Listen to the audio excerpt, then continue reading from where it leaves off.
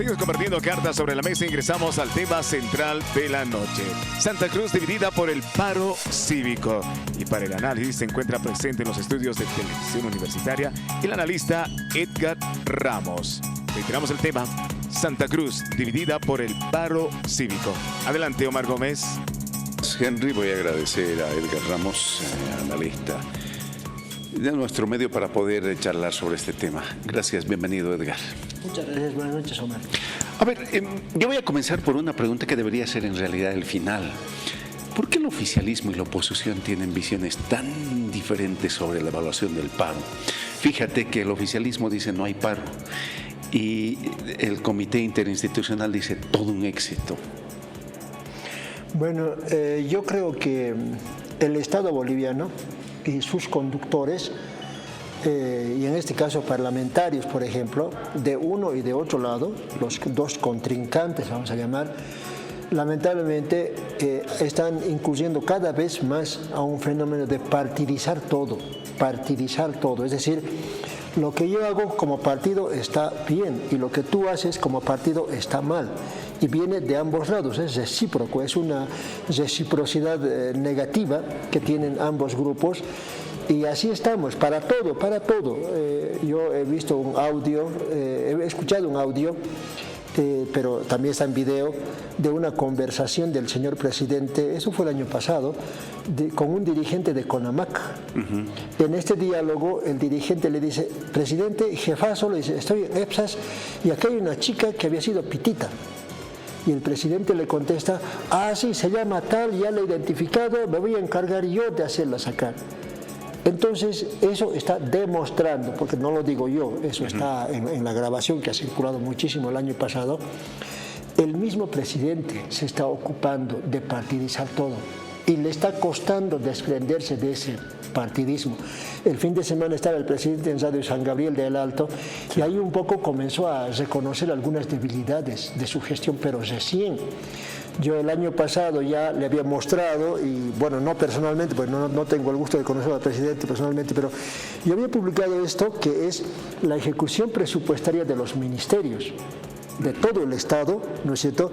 Y aquí hay cifras que enseguida vamos a mostrar en detalle, que nos están demostrando que gestión económica mucha no hay.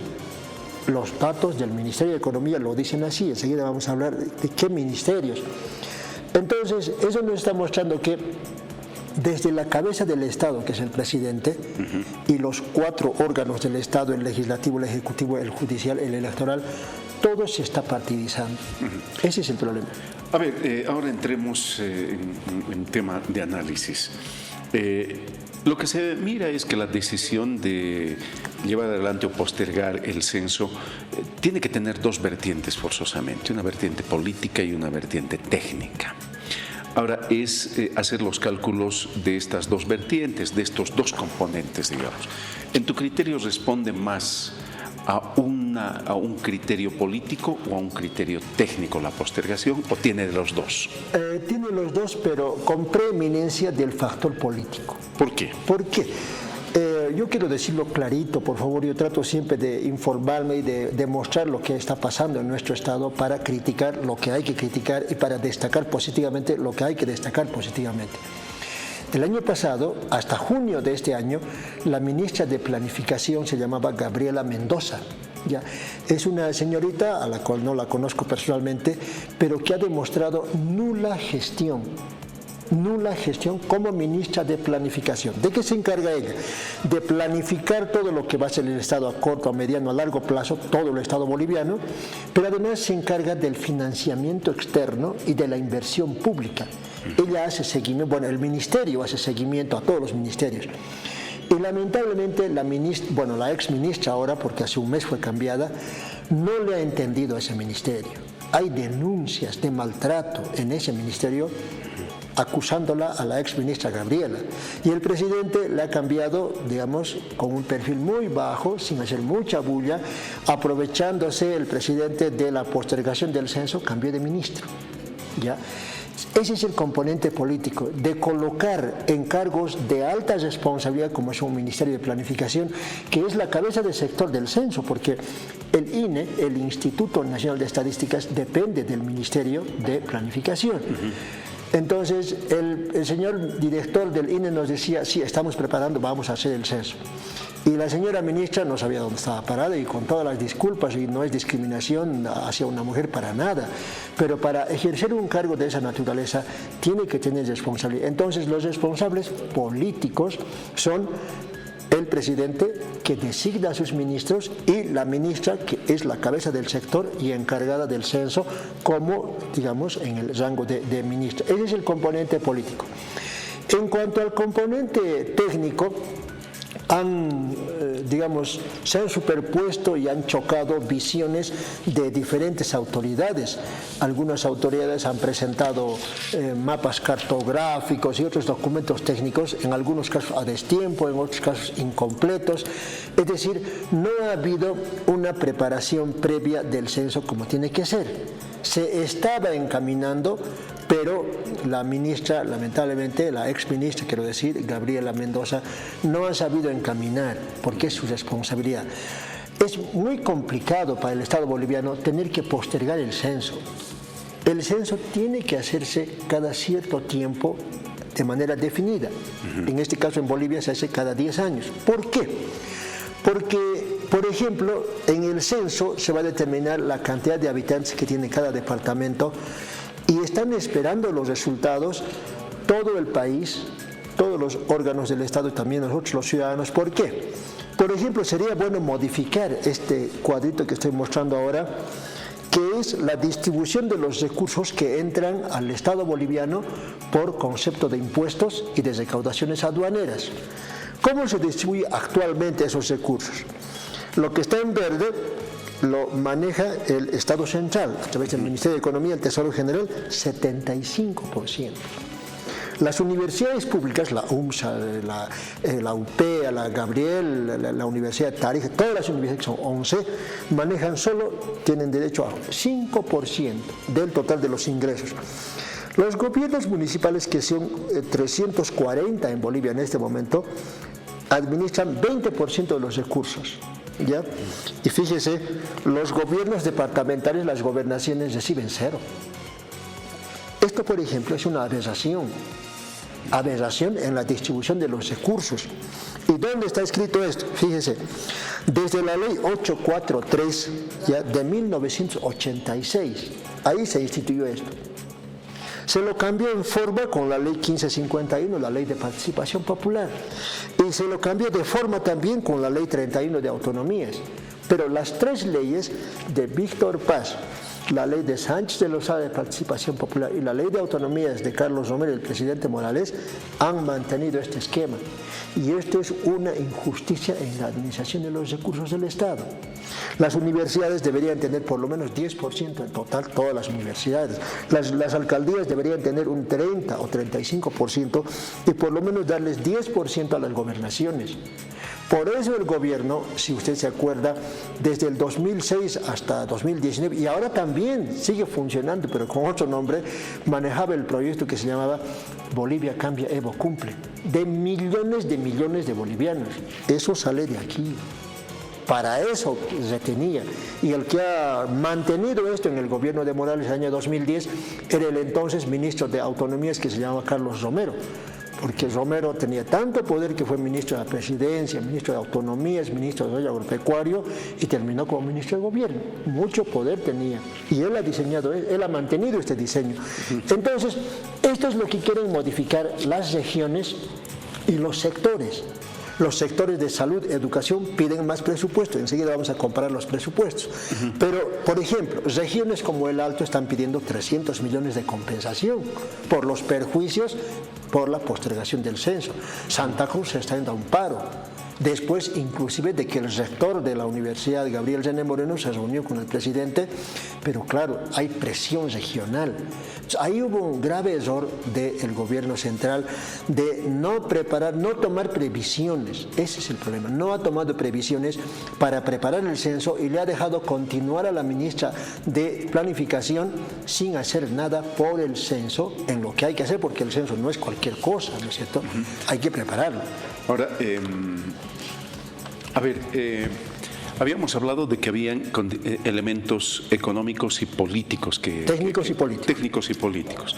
Uno de los elementos políticos también esenciales para entender este problema es darse cuenta que la población define también la participación política representativa a nivel del legislativo. Y en los dos escenarios, uno de los departamentos más perjudicados eventualmente es Santa Cruz, ¿verdad? Porque podría, es decir, si no se hace el censo para la próxima elección, si no tienes un nuevo mapa de la condición de distribución de la población, eventualmente lo que podría ganar por la cantidad de población que tiene Santa Cruz, seguramente que no lo ganaría, por un lado, pero en la distribución económica también. A partir de esos dos elementos, ¿por qué crees que se queda solo Santa Cruz frente a que el gobierno se reúne con gobernaciones y todas las gobernaciones comulgan un mismo idioma de postergar el censo?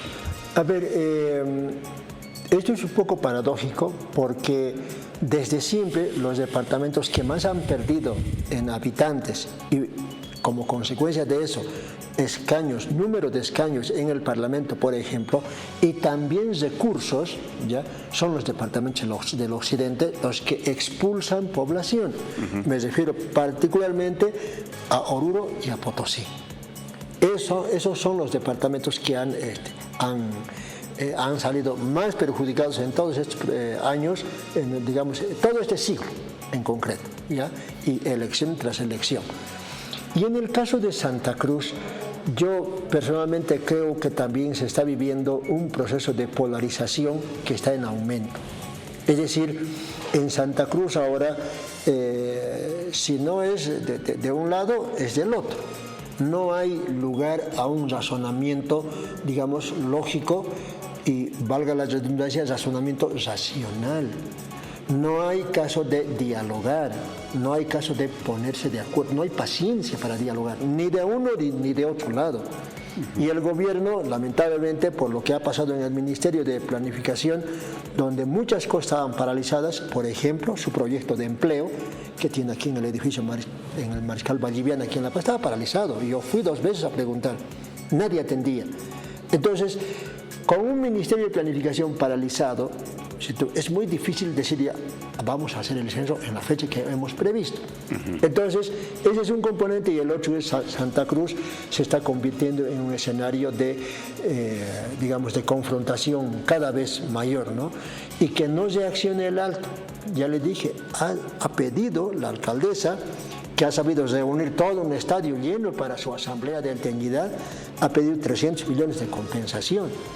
¿Le dará, no le dará el gobierno? Eso se verá, pero si el alto se levanta, es bien complicado.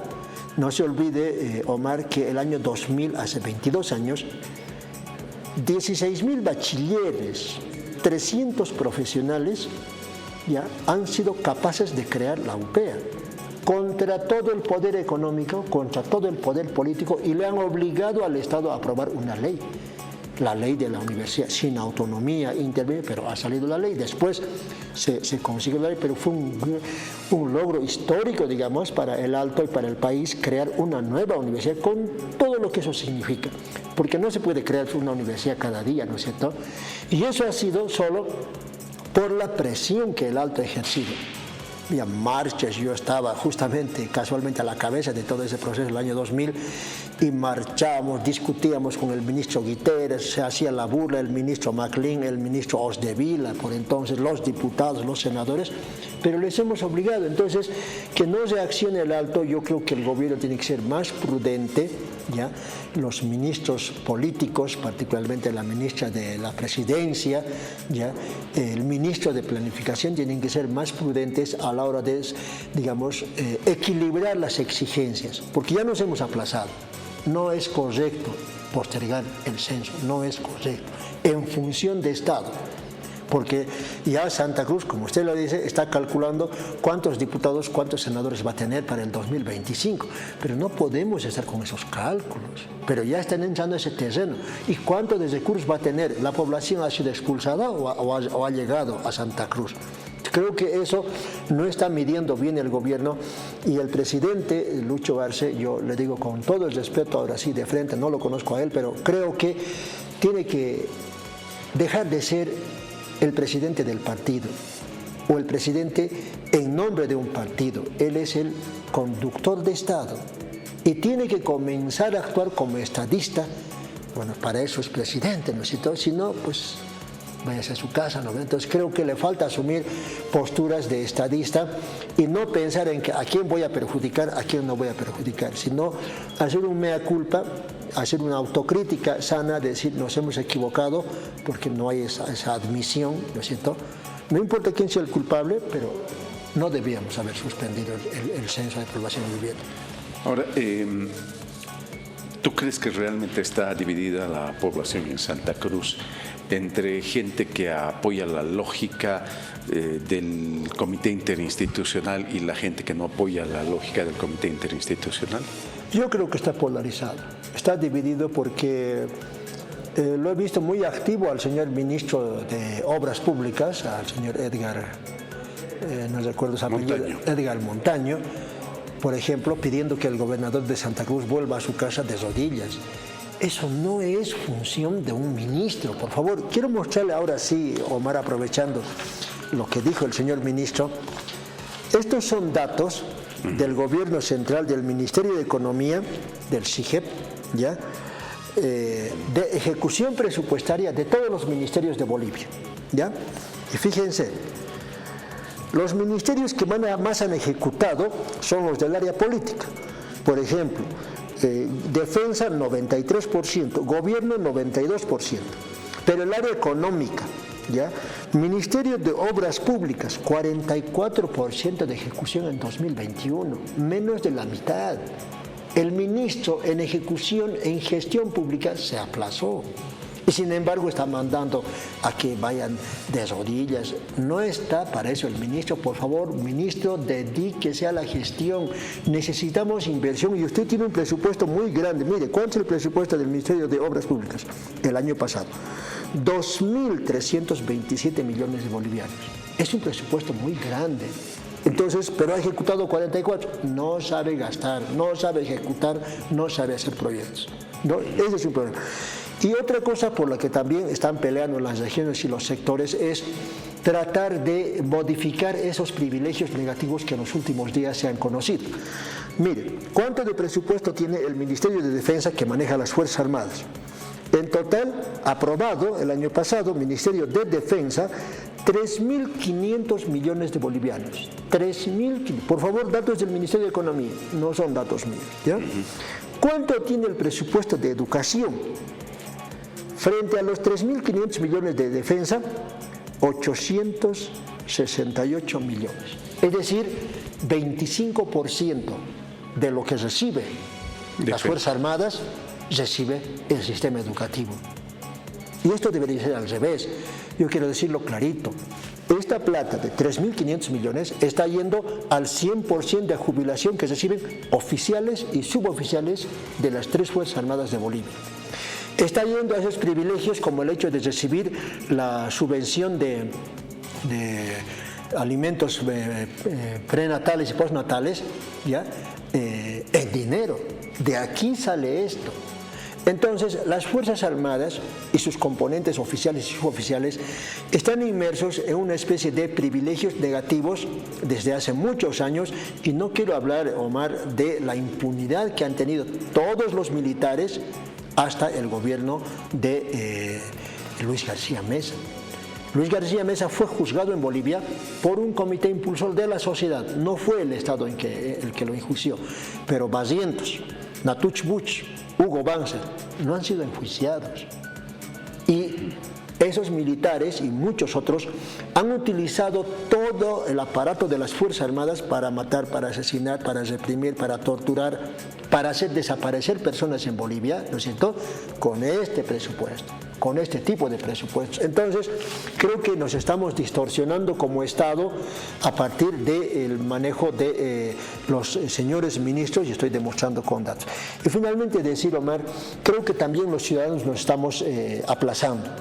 Los ciudadanos, Omar, no hemos leído la Constitución Política del Estado. Eso tenemos que reconocer todos autocríticamente, porque aquí hay muchos derechos. Por ejemplo, nosotros deberíamos poder pedir al Ministerio de Defensa ¿dónde gasta estos 3.500 millones de bolivianos? ¿Ya? Y para eso está el artículo 24 de la Constitución, que le faculta, dice, voy a leer el artículo 24 de la Constitución. Dice, toda persona tiene derecho a la petición de manera individual o colectiva, sea oral o escrita, y a la obtención de respuesta formal y pronta. Para el ejercicio de este derecho no se exigirá más requisito que la identificación del peticionario, o sea, el carnet de identidad en fotocopia. Yo estoy haciendo esto, estoy pidiendo presupuestos del Estado, por eso tengo esto. Pero yo le digo, los ciudadanos no conocemos este artículo. Y lo mismo le puedo decir de la medicina tradicional. La Constitución protege, fomenta la medicina tradicional. Y sin embargo, para el caso del COVID, en vez de decirnos, los que quieren pueden vacunarse, los que quieren pueden comprarse eucaliptos y limones y jengibres y demás, no ha hecho eso el Estado. Pero está escrito en la Constitución. Por eso nos hemos aplazado. Entonces, ¿qué hay que hacer para mí? Creo que todos, autoridades y ciudadanos, primero debemos leer con detalle lo que dice nuestra Constitución. Y después detectarle fallas, debilidades, si es que hay en la Constitución, porque hay debilidades. Una de ellas es el manejo de los que ejecutan las leyes en Bolivia, los jueces y fiscales, ¿ya? El otro es el tema de las autonomías, que ya le he demostrado con el esquema de distribución irracional de recursos, ¿no es cierto? Esta es una aberración. Bolivia es autonómica como Estado, pero solo en la teoría política constitucional. En la parte económica es una vez. ¿Cómo puede decir que las gobernaciones tengan cero de coparticipación tributaria? Pero así está. Entonces, creo que debemos detectar, y finalmente creo que todos, gobierno, órganos del Estado y nosotros los ciudadanos, creo que debemos ir nomás a una reforma constitucional. Y si es que hay que hacerlo a través de un referéndum, pues que sea por referéndum, pero no podemos seguir así partidizando, desconociendo la Constitución o pisoteándola. Ya hemos visto que el 2016 un presidente ha pisoteado la Constitución y así le fue. Tenemos participación en redes, Henry, a ver. Exactamente, y la consulta. ¿Usted cree que fue exitoso el paro cívico de Santa Cruz? Estas son las respuestas. Buenas noches. Cada uno ve con el cristal que quiere. De parte del gobierno indica que fue un fracaso y las declaraciones de los partidarios del MAS caen en saco roto. Sin embargo, las imágenes emitidas por diferentes medios dicen otra cosa. Asimismo, cabe resaltar que la postergación del censo no le hace bien al país. Debería realizarse el siguiente año y evitar confrontaciones posteriores. Sabemos que el departamento de Santa Cruz es el motor del país, donde sí hay trabajo, fábricas y diversidad de negocios, donde muchas personas migraron por un futuro mejor. Gracias. Siguiente comentario, no fue contundente el paro, pero era necesario. Atentamente, Jaime Rodríguez. El paro cívico es una medida de protesta justificada, pese a lo que digan las autoridades de gobierno. No podemos permitir que nuestros derechos a la protesta se vean menoscabados.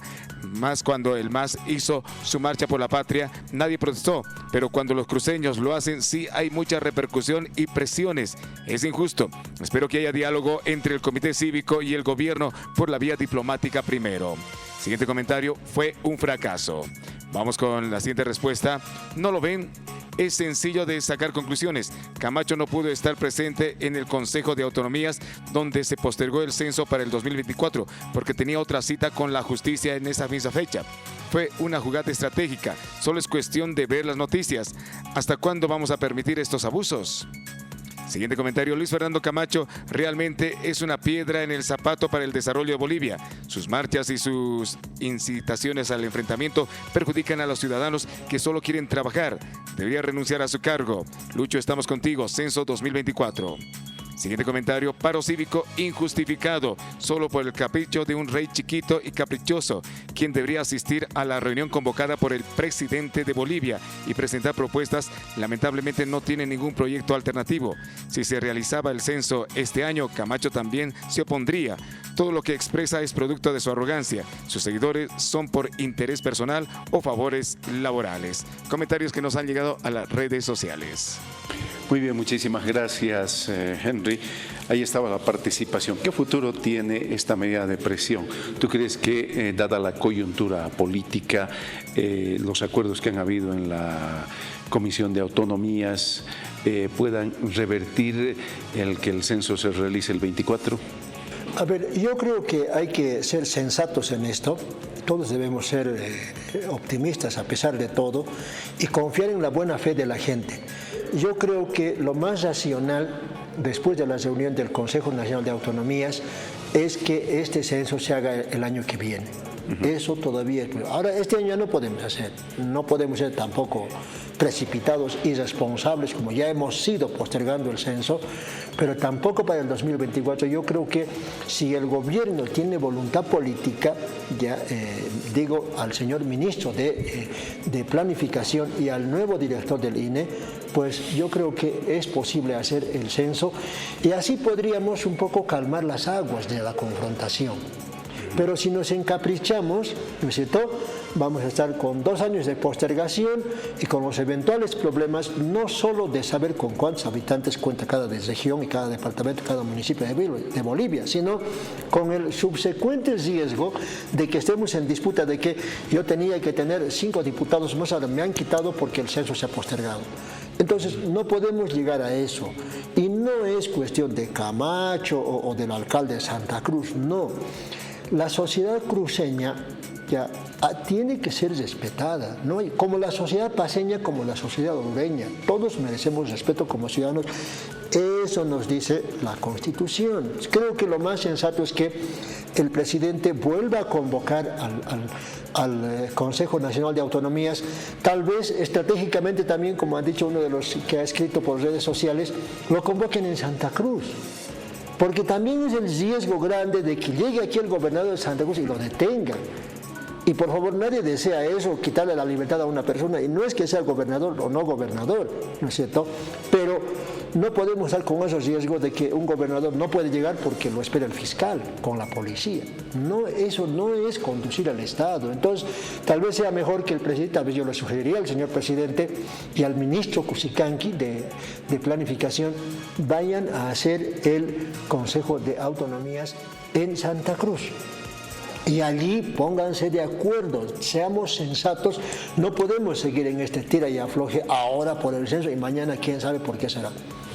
Gracias por participar, Edgar.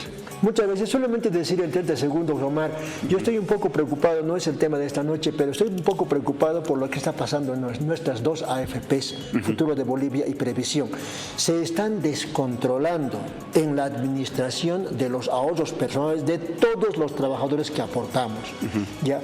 ¿Y por qué lo digo? Porque estoy viendo debilidades muy preocupantes en la autoridad reguladora. Las 2 AFPs en Bolivia, por ley, están reguladas por la Autoridad de Fiscalización y Regulación del sistema de pensiones y de seguros. Y lamentablemente he visto documentos de la APS muy débiles, poco consistentes en la regulación. ¿Ya?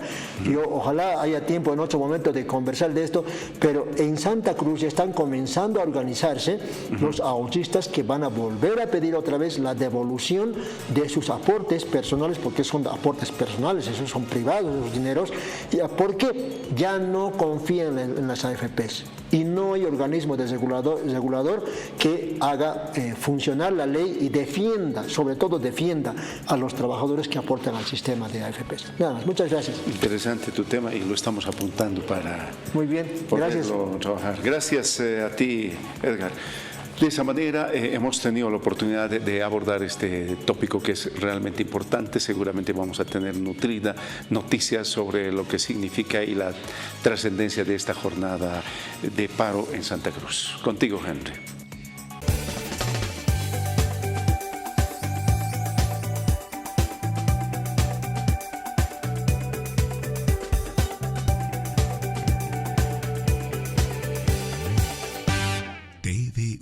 Televisión para ti.